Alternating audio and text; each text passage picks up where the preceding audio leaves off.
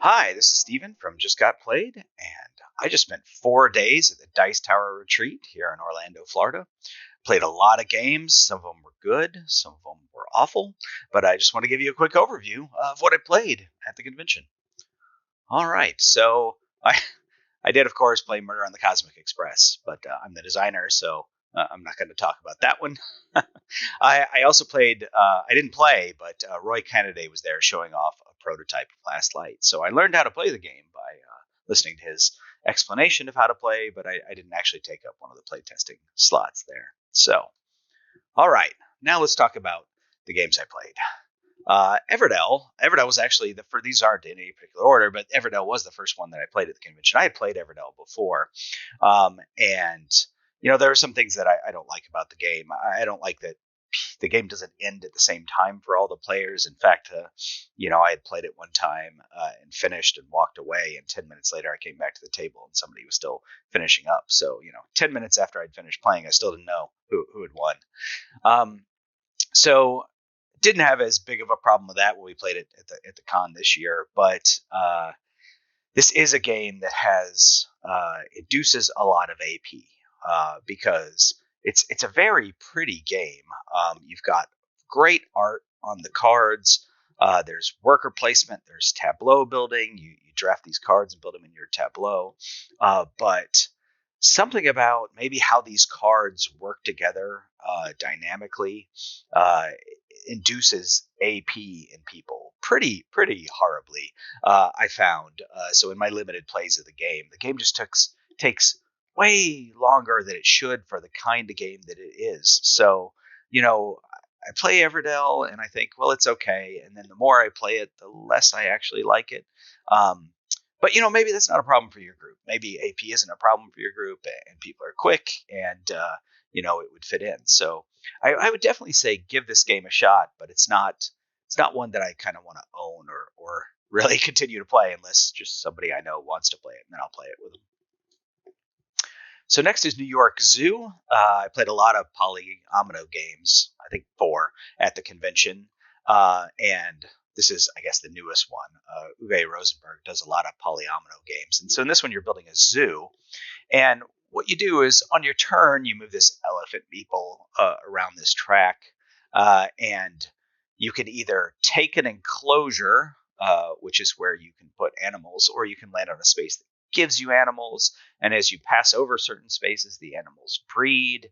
And I'm not exactly sure what all the potential end conditions for the game are, but I ended it by filling up my zoo. I thought the game was okay. The people I played with didn't particularly seem to like it, even though they, have played several polyomino games like Baron Park and seemed to like that. This one just didn't resonate, and I'm not sure why. It was a little puzzly. I would play it again, but I was hoping this would be sort of a family weight game that I would want to get and play with my kids, but I think I'll pass on it.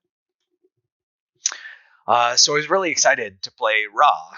This is a classic. You can see it's from 1999. Rainer Knizia has made a lot of good auction games, and I had not played this one, but I thought the general consensus was that this was the best of his auction games. So I was really excited to play it, and 25th Century Games, I believe, is coming out with a new version of it. So I was excited. I wanted to play the game before that came out, whether it's a pre-order or a Kickstarter. I think it might be coming to Kickstarter. I wanted to play it to see, well, is that a game that I want to get? And the way that it works is you have a bag and it's full of these tiles. And so on your turn, you can either drag a tile, pull a tile out of the bag and put it on this display, or you could start an auction for the items that are in the display. And when you're bidding on the auction, everybody has 3 of these bidding tiles, and they go from, I think, 1 to 16. And so you have to decide, am I going to pass or am I going to use one of my bidding tiles? And if you do win the tiles that are out there, you also win this bidding tile that is in the middle. And so you take that and you turn it over face down, and you're going to use that bidding tile in the next round. And then your winning bidding tile goes in the middle of the board to get auctioned off to the next one. So that's pretty interesting. There's also this interesting push your luck mechanism, because you can draw raw tiles out of the bag, and as this fills up, it can end the round.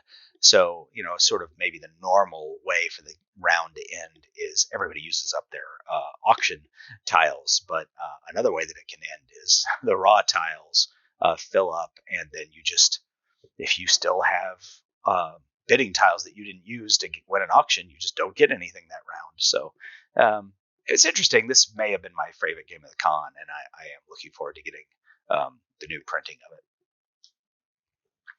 All right, next is For Sale Autorama. Now, For Sale Autorama is not in the Dice Tower library.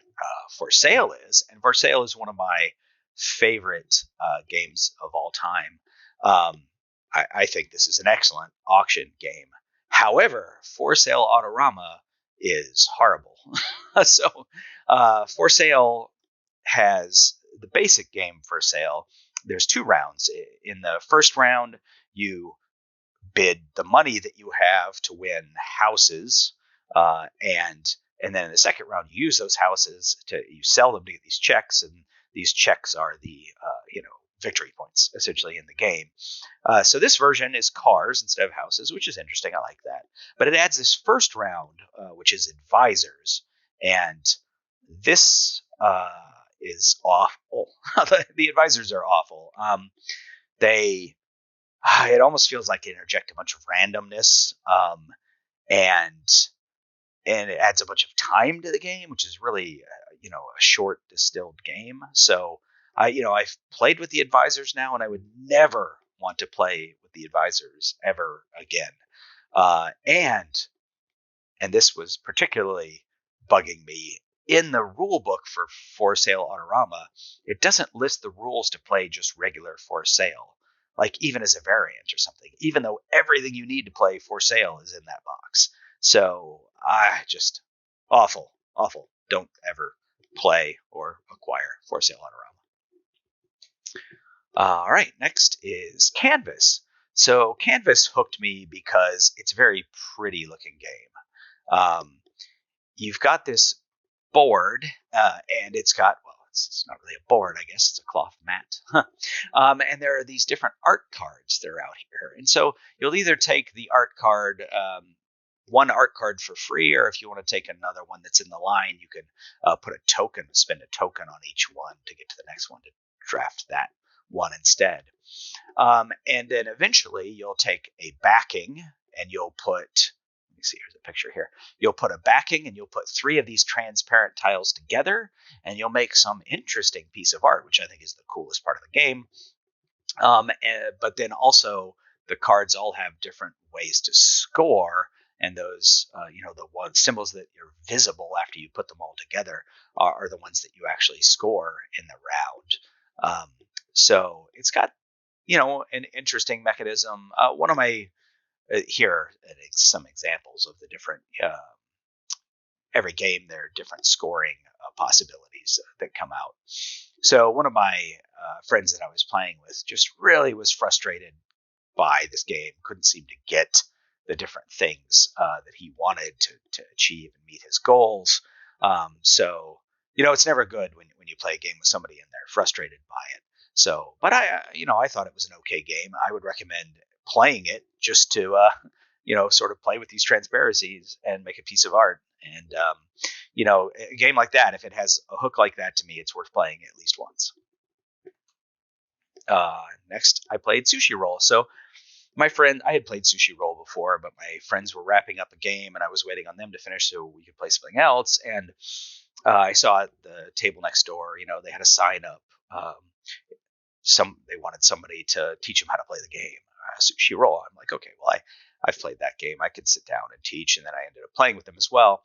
So this is Phil Walker Harding, who also makes Sushi Go Party, but this is the dice version of the game. So you can see that there are these conveyor belts with dice on them, and every round you're going to roll the dice that are on your conveyor belt. You're going to draft one, you're going to pass them around. You have tokens where you can re-roll. You have tokens where you can swap dice from other players. But essentially, you're trying to do the same kind of things you're doing in Sushi Go, right? You want to get a wasabi and then put a nigiri on it. You want to get sets of tempura. You want to have the most pudding at the end of the game or the most maki in the round to score points. how this is sort of different from Sushi Go is that you'll see in Sushi Go, the cards are sort of private, right? So you're not sure what everybody else is holding in their hand. In Sushi Roll, you know all the dice that are out there for the round, but they will change every round as everybody rolls their dice as the dice move around. So that makes it different from Sushi Go and pretty interesting. However, I don't know. Sushi Roll only goes up to 5 players, where Sushi Go and Sushi Go Party support more players. Sushi Go Party has a lot more variety. There is no variety here. There's just these other things you can score, and it's gonna be the same every time. Whereas Sushi Go Party, you can sort of build a different menu. And Sushi Go is a tiny box, and Sushi Go Party is even smaller than this. This is a massive box for no reason.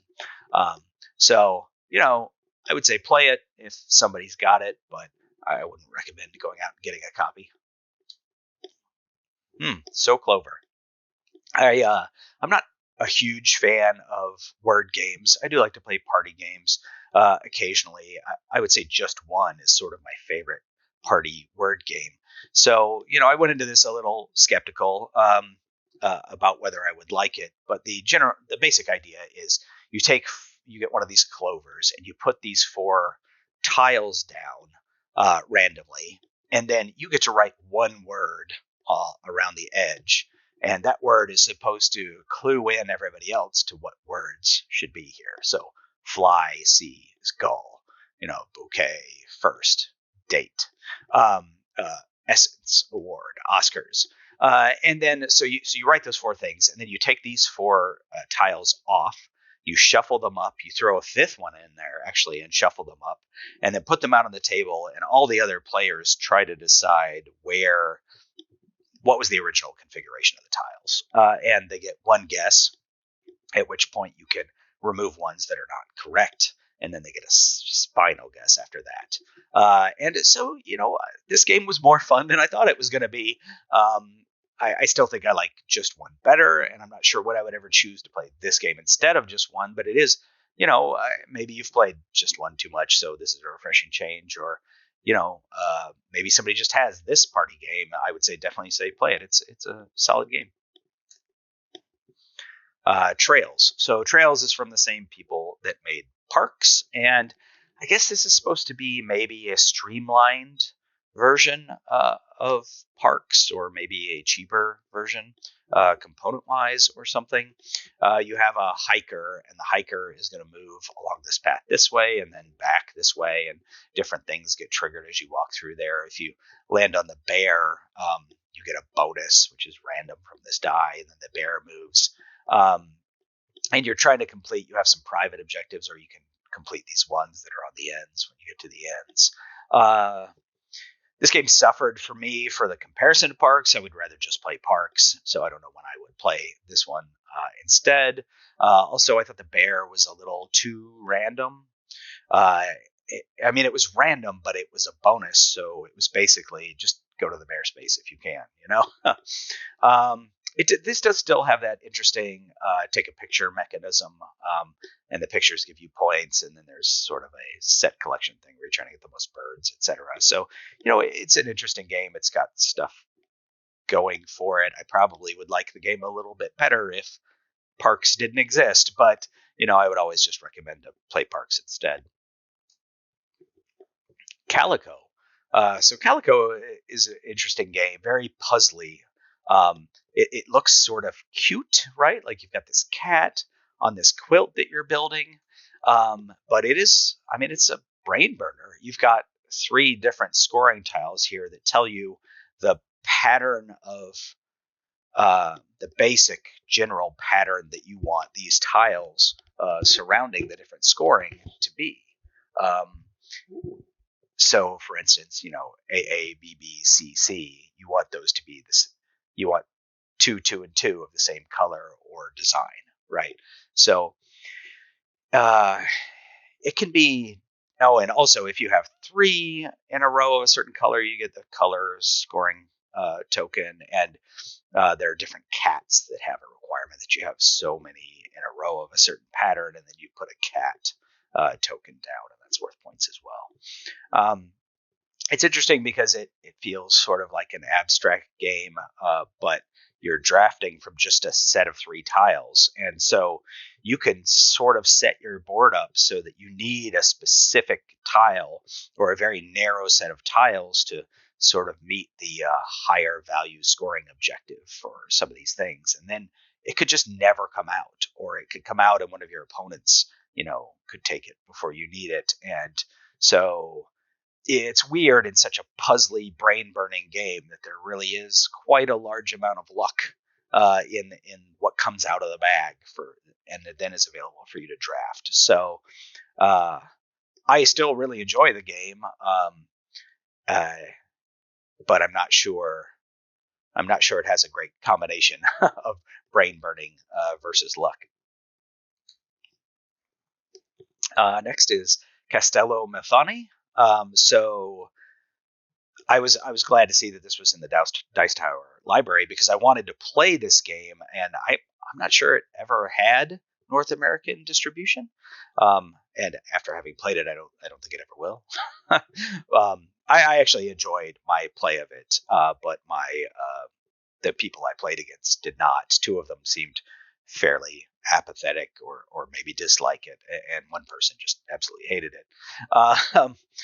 But in the game, you have these cards, and these cards signify the type of terrain that you could build a wall next to. So you can build a couple of walls on your turn. So you're going to want to build walls and enclose areas. And it's interesting that when you put a wall down, say I put this wall down, and maybe I'm yellow, I put my control marker somewhere, like this yellow, and I have to put one of my neighboring opponent's control marker on the other side of the wall. So when I'm putting out walls, I'm putting out my opponent's control markers, which is kind of interesting. But then you enclose those areas and you pay for them to take control of them. And then you can try to annex neighboring areas. You have to pay a bunch of coins to people to annex their areas, but coins are victory points. So you're giving up victory points to get areas. So I think it's pretty interesting game. I like those kind of area control games, but it can be super frustrating if you have something that you see on the board, something that you want to do, some strategy you're trying to follow, and you just don't draw the cards to be able to put the walls out that you need to be able to put out. Again, there seems to be some strange disconnect between the amount of luck in the game and the strategies that you're trying to do. So another Polyomino game. So I played Copenhagen for the first time. I've wanted to play this for a while. They have the fancy acrylic version in the Dice Tower library. This is the cardboard version here. But it's very simple. On your turn, you're just drafting 2 neighboring cards. There are special abilities that allow you to draft not neighboring cards, but if you get those. But you draft those cards, and you use those cards to buy these Tetris-like pieces, and then you put those on your board, obeying the laws of gravity somewhat anyway, and you're just trying to complete rows. If you complete a row, it's a point. If you complete a row that's all windows, it's 2 points, and the first person to race up the track wins. It can also time out. I'm not sure if it was the deck runs out or what it was, but it can also time out, and then you just see who was furthest along. And the timeout actually is what usually happens. It's a solid game. It's fairly lightweight, but if you want a introductory gateway game to polyominoes, this is a good way to go. Picture Perfect from Arcane Wonders, I guess. They sponsored the Dice Tower Retreat, and so this was on one of the hot games tables, and it's really interesting. It's a really interesting activity. I don't know if I would really.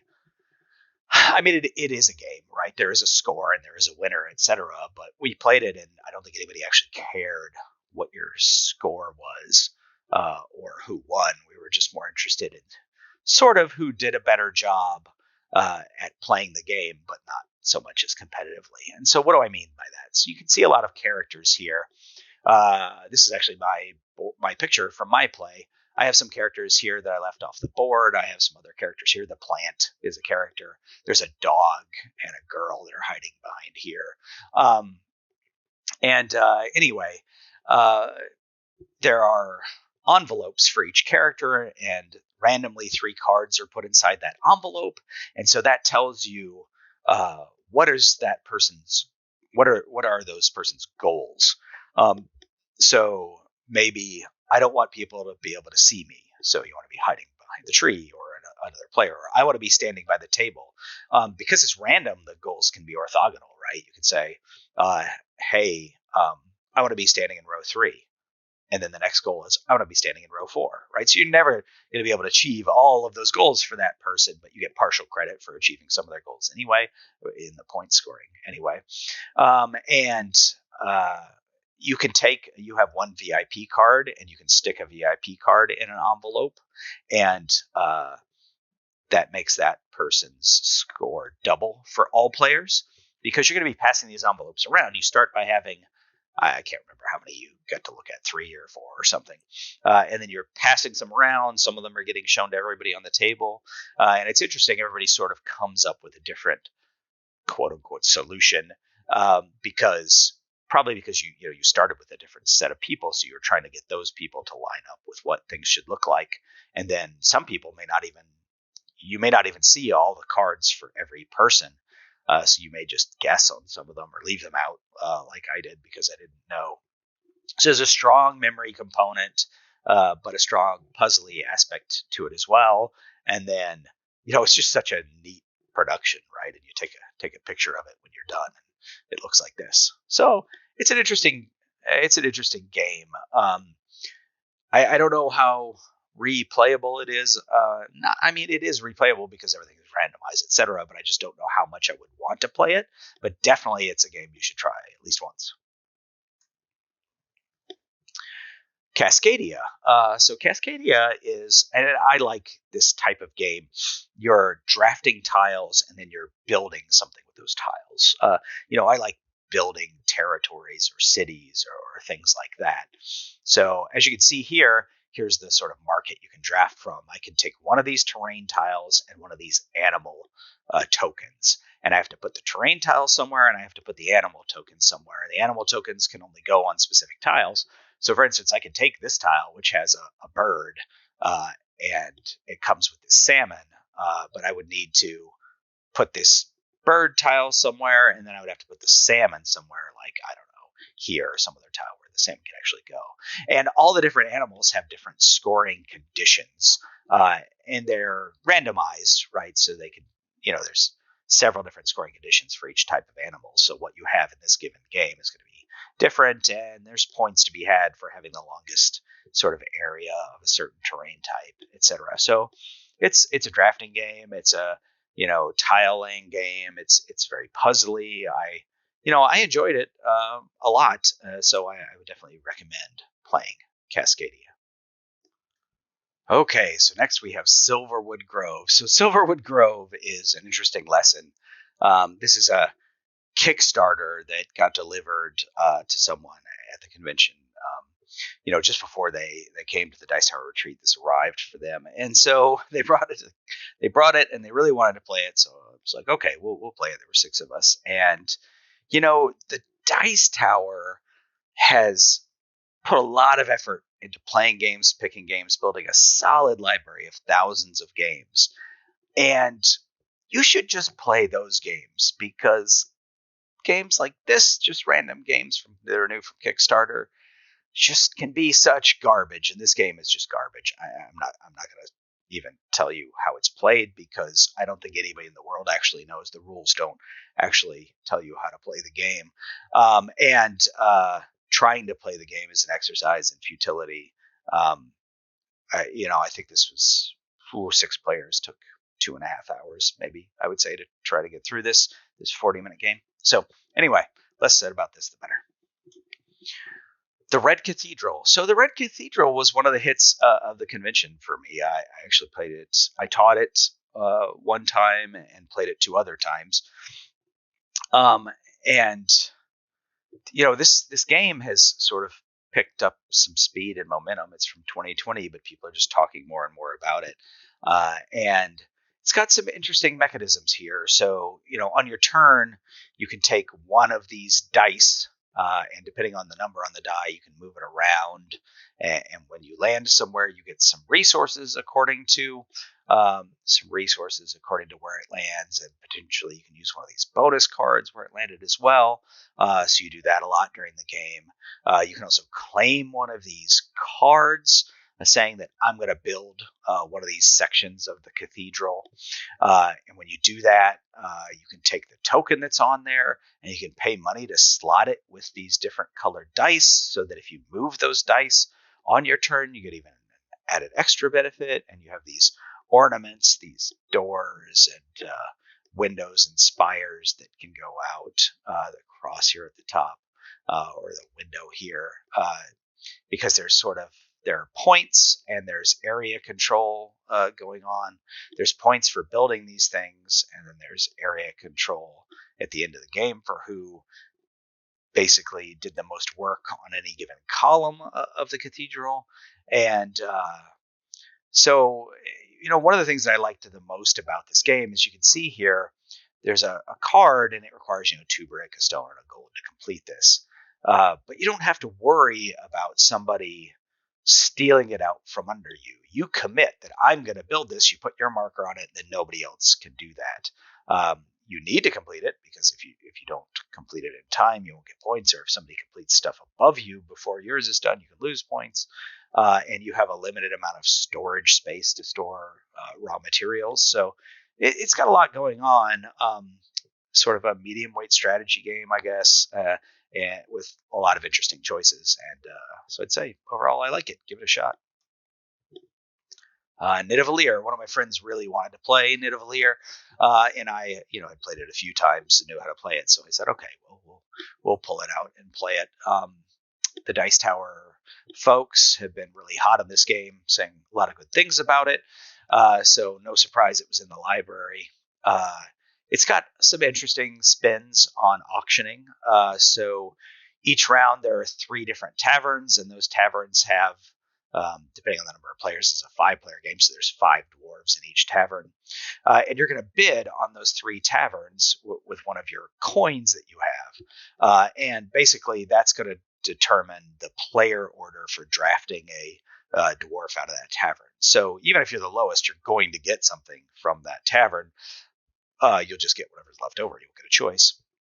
But the other interesting, and the reason you want the dwarves is there's set collection, and there's 5 different types of dwarves, and if they score in different ways, and so you may want a set of one or the other depending on what your current strategy is. But you still want to get some of every type, because when you finish a row collect a full row of or set of dwarves, you get to choose one of the leaders. I don't like that about the game, because all 30-ish leaders are available at the beginning of the game. So when someone goes to choose a leader for the first time, it's like, wow, I've got 30 choices. I've never played this game before. What is all of this? So that can be a little slow and intimidating, that part of it.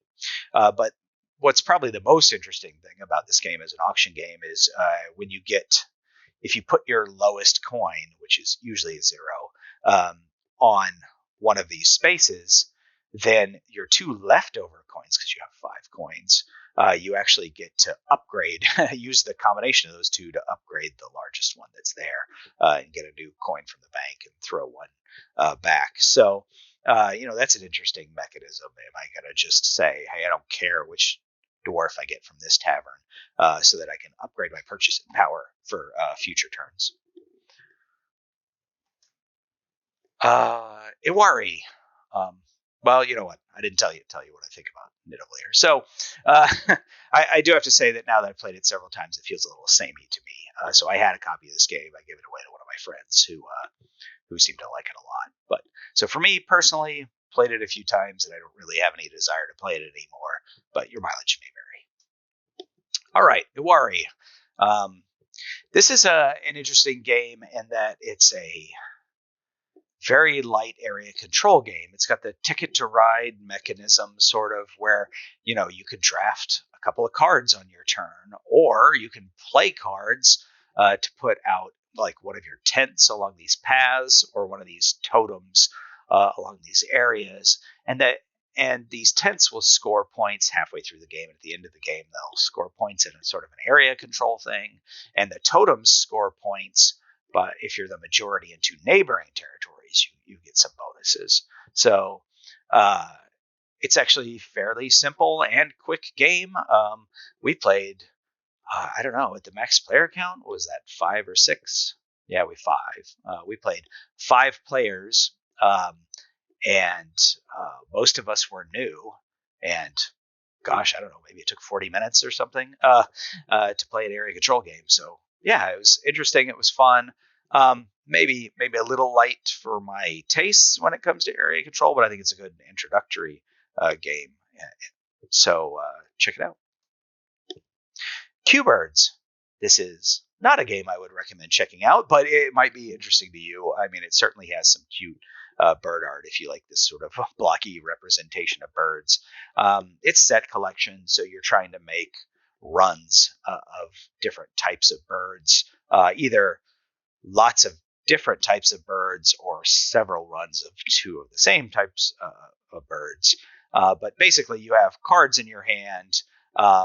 And so say this person had a duck, they could play a duck here on their turn. And because there's cards between those ducks and this duck, they would get that one. Or say that these, instead of being parrots, were toucans. You could play, because you have to play all of the same type when you play, you could play 3 toucans down to get these 2 magpies. And then you can, sort of put a set down if that's what you've gotten. I don't know. The game just didn't really resonate with me. It was very simple. Maybe if I played with my kids, I would like it more. We played this because one of my friends really likes this game and wanted to introduce it to us, but it was kind of a miss for me. Skull King. So Skull King is a card game that's one of my favorite games. It is one of my favorite trick-taking games as well. In fact, I just recently did a review on this with my son, who loves this game. So you can go check that out. But in Skull King, and here's a bunch of the cards from Skull King. It's interesting because it's one of those games where you have to make your bid exactly. So if you go over or you're under, you lose points. But if you hit it exactly, then you can score not only the regular points you would get for getting that, but any other bonus points that you collected as well. And normally it's sort of it can be hard to, slough a card, avoid taking a trick or something. But this, because it's so integral to this game, there are additional ways for you to avoid taking tricks. So they have escape cards that let you get out of a trick, the Kraken that lets you destroy a trick, or even the fact that you can play a pirate on a pirate to get rid of your pirate, or the card, the Tigress. Here's the Tigress, who is either an escape card or a pirate. You decide when you play her. So a lot of interesting stuff going on in that game. I highly recommend it. 10 Days in the USA. So way back when Out of the Box Publishing was still in business, there were, I think, 4 of these. There's 10 Days in the USA, 10 Days in North America, 10 Days in Europe, 10 Days in Africa. I think that's what they all were. So I had looked at them all and I had decided to get 10 Days in Europe. But we were at the con and they wanted to play one of the 10 Days games. And I said, well, okay, let's play one of the ones I haven't played before. And 10 Days in the USA is a little bit different from 10 Days in Europe. So we decided to play that one. It's a very simple game. You draw 10 tiles and you put them down randomly here, and you're trying to make a coherent journey from day 1 to day 10. And you don't get to reorganize these tiles. You have to, on your turn, you can draw a tile and replace one, putting it down there. You can draft one of the 3 that's up there and pull it in. But you can't just, sit here and decide to rearrange your tiles. So it can be hard to make a coherent journey. So what does that mean for it to be a coherent journey? So for instance, if you're in Idaho, you can just walk to Nevada because it's a neighboring state. So you can just put those next to each other. Or if you have states that are the same color, like Idaho and Missouri, you could put a plane that is that same color. And so now you have a journey there that is coherent. And if you're trying to get from Indiana to Missouri, a car can act like essentially like a wild state. So this is Illinois, right? Indiana, Illinois, Missouri. So this is a valid, way to go. You've got Michigan, and then you've got a wild Wisconsin, and then Minnesota, and it's green, so you can fly to green Indiana, Illinois, Missouri, fly, etc. And then as soon as you achieve a valid journey across all 10 days, you win. So I played this with my kids. I think it's a good game. It's also nice to win geography, so that's cool. Neom, the city of the future, in Saudi Arabia. So I mentioned that I like drafting tiles and then building, a city or a territory or something. So this is one of those ones where you draft tiles and you build a city. In fact, it has a lot in common with Seven Wonders. You're handed, a hand of tiles, and you pick one, and then you pass them on to your neighbor. And when you put a tile down that generates a resource, like you can see this one generates a natural gas, you put a marker up here to say, I now make natural gas. And you make an unlimited amount, and your opponents can buy it from you when they need it. So, if a building needs it, they just pay money. Like this building here, it requires natural gas to build. So, they would pay you for that natural gas. And there are these roads here. Every tile has some kind of road on it. It needs to be connected to your city center. But if you manage to connect your city center to the left edge or to the right edge, then it makes it cheaper to buy resources from players to your left or players to your right. It's interesting too because you can't rotate the tiles, so it makes it a little bit puzzly in how you're going to place the tiles. Over 21 rounds, you're going to get over 3 rounds, you're going to get 21 tiles, and then you'll start with this one in the middle. So you could theoretically have 23 tiles to not quite fill up the board, but there's 25 squares here, but it would be pretty full. Wait, that's 22. Sorry, 22 tiles, and so you'd be 3 short of being full. So it's an interesting game. A lot of people have given this game flack for these disasters that happen in the game. There's one each round that's out there that could be triggered by one of the players. You know what it is. You can prepare for it. There's a variant on Board Game Geek where you can play without the disasters as long as you're playing less than 5 players. There just aren't enough tiles at 5 players. So anyway, if the disasters don't bother you too much, or if you want to play, with that variant where you don't use them at all, I recommend checking it out because I think it's a pretty good game. Next is Lost Cities. So I don't play a lot of 2-player games, but one of my friends, we were waiting for somebody else to finish a game so we could all play something together. And he was like, well, I saw Lost Cities over there on the shelf, and he knew I hadn't played it, so we pulled it out, decided to play it a couple times. And it's a fairly simple card game. You have a hand of cards, and on your turn, you put one down, and then you pick one up, right? So you can pull one from this area here or here, the deck or ones that you see. You can put a card down here so that you or your opponent can pick it up on their turn, or you can play it here. The trick is that when you start playing on a color, you immediately get that color's worth negative 20 points. So you need to make sure that you can play cards that are going to go over the 20 points. So you get positive points for that color stack. And you have to play the cards in order. So, here you can see the 2, 4, 6. If I had started by just playing the 6 and then I drew the 2 or the 4, those cards are useless to me. I might as well just discard them. So it's interesting. I don't know. It made me think a lot of Battle Line, which is another game where there's certain areas where you're playing down cards and trying to score points more than your opponent in that regard. You're fighting over flags. But yeah, so it's an interesting game. Again, I don't play a lot of 2-player games, but this one was good. All right, the Grand Carnival. I mentioned that we played a lot of polyomino games, and this is another game where you're placing tiles. It's got sort of 2 levels of tile placement. Your board starts off, it's just a bunch of these hammers here, and these are negative points if you don't cover them during your turn. So you get these other tiles to cover that, and then on top of these tiles, you can build the amusement park rides, which are polyomino shapes. You can't really see it here, but all of these tiles have to be built on top of hammers that are on these tiles. The green area you can't build attractions on, and that's just a path for these guests to your park to walk through. So the game's played over 7 days, and each day there are 5 actions you can do, and they're numbered, and that matters because you can use the 5 to get say a 5-size tile, or you could use the 5 to get a 4-size tile or a 3-size tile or something. Park ride tile anyway. These other tiles that you put on your board to build on top of, landscape tiles, I can't remember what they're called. You also have to draft those, so depending on what slot they're on the board, you spend a 1 through 5 to get those. You could also spend those 1 through 5s to move your guests through the park, so they move as far as the number, up to the number that you use when you're triggering their movement. And if guests stop somewhere, so for instance, this guest stopped here, they trigger all orthogonally adjacent attractions. So this guest stops here, they spend a ticket here, and they spend a ticket here. And you get points for moving them through.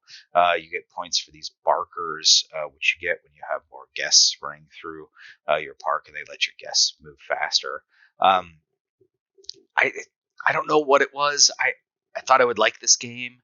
Talking about it, it seems like I should like this game, but I didn't actually enjoy my play of it. Part of it might be that you can't rotate these, what I was calling landscape tiles, when you get them. So, and that's not so bad, except, well, you're playing with 4 players, so that means, the tiles are sitting properly for someone, but everybody else has to be mentally rotating them all in their mind, trying to decide which one to take. The rides themselves, the attractions, you can rotate those. So I don't know. I thought that was maybe a dumb choice, and made a lot of the players do mental gymnastics that just seemed completely unnecessary. Yeah, I don't know. I don't know what it was. In fact, I recommend people should just play this game to see if they like it or not. Because, like I said, when I talk about this game, it sounds like I should like it, but I didn't really. CuBitos. So this is a racing game. It's from the designer of Space Base, so naturally there's dice here, and there's a whole lot of dice here. And it's even got a little pressure luck element. Not a little, it's got a large pressure luck element to it. So you draft a dice pool. Well, you don't really draft it. I guess you have a dice pool from dice you've purchased, and then you roll those dice, and then you can keep rolling them, sort of pushing your luck. And if you bust, then you just do nothing that turn. But otherwise, your dice are going to have things like movement on them, so you can move on the board. Obviously, it's a race. They're going to have purchasing power on them, so you can get new dice. And the dice have, most of the dice, other than the starting dice, really have special powers. So those special powers, vary, of course. There are a lot of different tiles that you put out that give the different special powers to the different dice. This was an interesting game. I had picked a map while we were playing that sounded like an introductory map. When you're setting up, don't really know necessarily what map to choose, so I chose one that sounded like it was introductory. But in practice, it had a bunch of choke points on it, so maybe it was more of an advanced map, and I think that sort of hindered how much I like the game, at least after one play, getting a bunch of movement and then not being able to move because somebody just stopped at a choke point. Just, I don't know, felt anticlimactic and not fun. Even for that person who almost, dumb lucked into that rather than made a strategic choice to block everybody.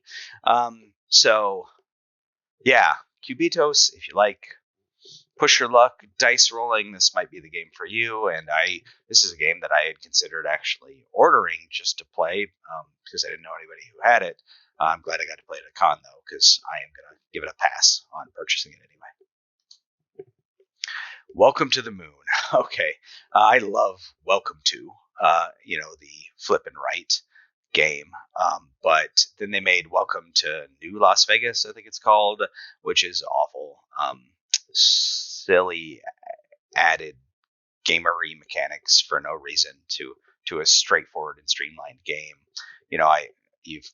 Guys have probably heard me talk about that before, where I dislike the idea of people taking a nice streamlined game and adding gamery mechanics to it, and almost always, or maybe literally always, making it worse. So this one I thought was interesting. I looked at it, and I was like, oh, it's a campaign game. It's got the space theme. All right, well, maybe there's some interesting hook here. So, I set it up and was playing it, and I had the rocket board, and I read through on how to play the game, and then I get to the first sort of scenario, I guess, in the campaign, and I read it, and it's got a thing where you sabotage each other each round. And I don't know why somebody was playing Welcome to and thought, boy, I really wish this had take that mechanism in it, maybe for those of you who play cartographers and you like the monsters or whatever it is where you sort of draw on your opponent's board and mess up what they're trying to do. I guess if you like that, then maybe you'll like this version of Welcome to. But that's a pass for me. Not particularly interested in that. Now, really, that's the first scenario in a campaign, so I don't know if every single one of them has to take that. I don't know if there's better, interesting mechanics buried in there, but the fact that they had that one first up front, I just have no interest in playing this game. I'll just play Welcome to. Thanks. Okay, Athenaeum, I don't know how to pronounce it. Game about books. Wouldn't necessarily get that from the cover, which has an elf or something on the front for no reason. But I thought this was a really good production. If you look at it, there are all these little tiny book tiles that you're drafting a card every round, and the cards give you books and other things. And every book has a different title, and they've all got different colors because there's some set collection going on with that, and you're trying to match these patterns. And the game was very, I don't know, just kind of peaceful. I enjoyed playing it. It was puzzly. It wasn't in your face. We actually played it more than once because, we enjoyed the first play so much. The next day, we decided to play it again. And one of my friends right there at the show got on their phone and bought a copy of it. So, this was one of the highlights of the con. I would not have expected this to be that, but we all did enjoy this game. So if you like the idea of drafting resources and trying to pattern match, putting books on shelves, and there are things that let you move the books around too, which is helpful, then check it out. All right, next is Magical Athlete. So Magical Athlete, I don't know if this is in the con library. Actually, I got a copy of this through the virtual flea market. I had played it before, but I wanted to get a copy to play with my kids, and it's long out of print. So I was glad that somebody was, selling it for a reasonable price in the virtual flea market. So I got it, and then this was sort of the late at night at a con, let's play this ridiculous game. Because what it is there's a bunch of characters, and you draft these characters, and then you run a series of races, and you have one character, you pick it for that race, and then, a different character for the next race. And on your turn, you roll your dice and you move your character, and the first one across the line wins. Right? Sounds ridiculous and awful, right? But it's not, because every character has some special power, and every single special power is broken. Like, here's the merchant. Instead of your turn, you can exchange places with another character. Right? That's completely broken. But they're all like that. And so the game is just ridiculous and fun. It's long out of print. It's hard to find. It's an awful production. Very low quality. The cardboard pieces don't fit in the standees, and they're not high quality. And the art is not particularly good, in my opinion. I don't know. It would be great to have a new edition of this game, but it's just because it's just ridiculous fun. If you've been playing thinky games all day long, this is a great one to end with. Old West Empresario. So again, I mentioned I like when I draft tiles and I build something. So again, here you're building a town. After you're drafting buildings, and there's a Western theme on this one. I guess you technically drafted die on your turn. And so that die allows you to get a building from one of the corresponding columns, or you can use the die to activate buildings in your town that match that die number. It's also interesting because we played 3-player, so there were 7 dice out, and each of us get to draft 2 dice, and then the one leftover die everybody gets to use it to activate one building in their town. So that was an interesting mechanism. There was a lot going on in this game. So this blue building, it scores if you put red buildings next to it, but also you're trying to build the longest railroad, and this is a railroad building, so you want those together, and the green ones want to be adjacent to score points, and this one scores points for every green one in your building, and then not even pictured here, there are rewards for matching other things, and then there's oil and cotton that have different scoring capabilities. So I like the idea of this game, but in practice, I think it was just a little too much for what it was trying to do.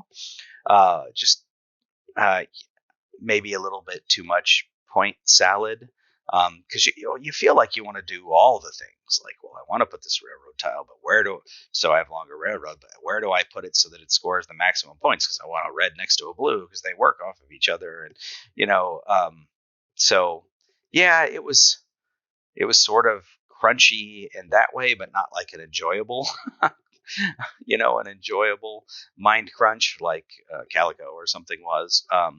So anyway, I feel like this game just could have been streamlined a little more. I'd like to see a new edition of it that maybe had a little more development done to it. But that's not going to happen, obviously. It's from TMG.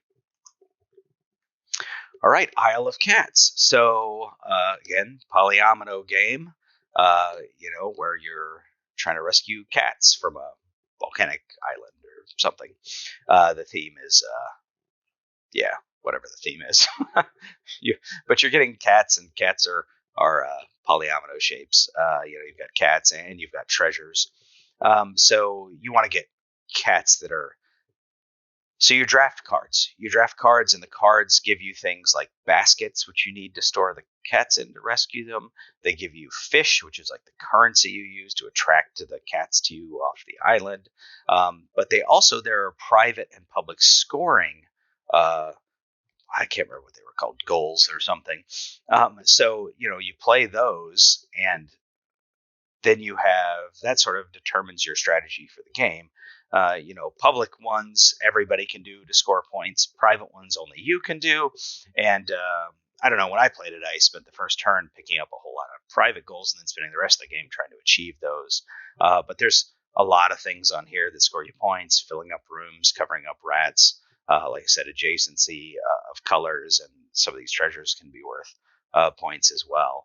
So this was good. I really enjoyed it. It comes in a really big box, which to me is a bit of a strike against it, because there's only so much storage space on your shelf. But other than that, I think it's great.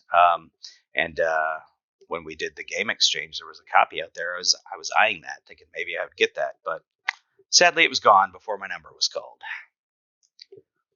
All right, Sherlock 13. So Arcane Wonders sponsored the retreat, and this was one of the games that they gave a copy to everybody. And I was interested in this because it's an attempt to sort of streamline and shorten Clue. And that was one of the inspirations for my game, a streamlined, shortened version of Clue. So, obviously I was very interested in this. So you've got a player shield, you've got your deduction sheet, you have some characters, everybody else has some characters, and you're just trying to cross off and figure out what is the one character that's in the middle of the table that's face down, right? Where this fell down for me, though, is that you have some private information about the cards in your hand, but then everything after that is public information. You ask a question publicly, the person answers publicly, so everybody sort of gets the same information from your question, and you can't solve either the puzzle. Like, you can't decide to check which character, which is the murderer, I guess, until your turn. So you almost don't want to ask the question on your turn that causes people to figure out who it is, because then somebody else will guess it before it comes back to your turn. I don't know. It's sort of a weird dynamic. I feel like this game needs some private exchange of information to work. So, yeah, I guess for me, this game just doesn't work. And lastly, we have Mountain Goats. So Mountain Goats is you roll dice and you move your goats. So you have 4 dice and you roll them and you combine them however you want to move your goats up these tracks. If you roll 2 ones, one of the ones is wild, so you can't just get messed up by having a really low roll. But if you get your goat to the top of the track, you get one of these scoring tokens. If you're at the top of the track and you roll that number again, you get a scoring token. You get bonus tokens for having sets.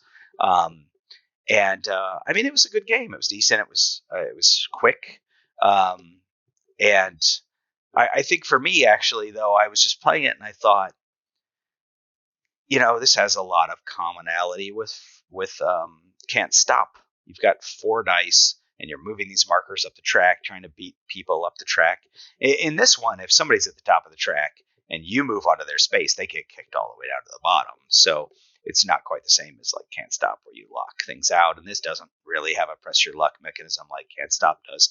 But, it's a light game where you roll 4 dice and move things up a track. And I just kind of felt like, I don't know when I would ever rather play this over Can't Stop. And so that sort of, hurts the game for me. But if you've never heard of Can't Stop, which the person who brought this game, I don't even know if this game is in the Dice Tower library. The person who brought this game had never played Can't Stop. So, they loved this game. But for me, I think I would always just choose Can't Stop. So anyway, that is the last game that I played at the con. I hope you all enjoyed me going through these, talking a little about all the games and my experience with them, what I thought about them. Most of these, obviously, I've only played once, so that's just sort of a preliminary thoughts on the game. But, if you do like this video, I'd appreciate it if you give it a thumbs up or, to let me and YouTube know that you like the video or leave a comment on one of the games, about one of the games or anything else, whatever.